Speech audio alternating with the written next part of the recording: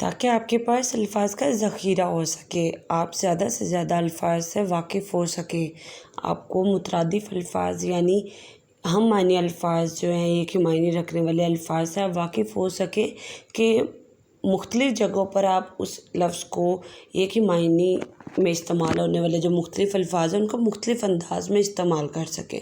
اس طرح جو آپ کی تحریر ہے وہ خوبصورت ہوتی ہے، اور اس طرح جو ہے آپ کا ایک تو علم میں اضافہ ہوتا ہے نئے الفاظ جو ہیں وہ سیکھنے سے یا ان کو جاننے سے، اور دوسرا یہ ہوتا ہے کہ جب آپ اپنے نئے الفاظ کے ساتھ ایک تحریر پیش کرتے ہیں تو وہ تحریر بہت خوبصورت لگتی ہے۔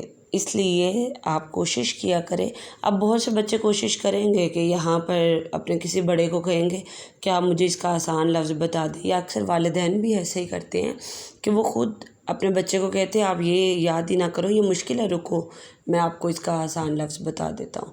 تو نہ تو والدین ایسا کیا کریں کہ بچے کو آسانی میں ڈالیں، اور نہ ہی بچے ایسا کیا کریں کہ یہ تو بہت مشکل ہے۔ مشکل کچھ بھی نہیں ہے بیٹے۔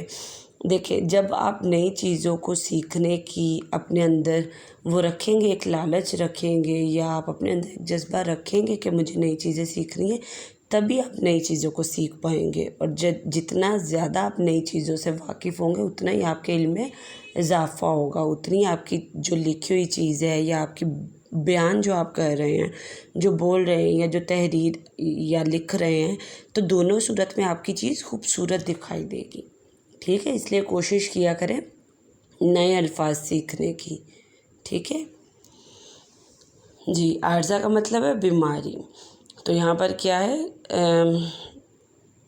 ڈاکٹر سے معائنہ کروانے کے بعد بواپسی ڈاک مجھے ضرور اطلاع دے کہ آپ کو کیا عارضہ ہے اور اب آپ کی طبیعت کیسی ہے۔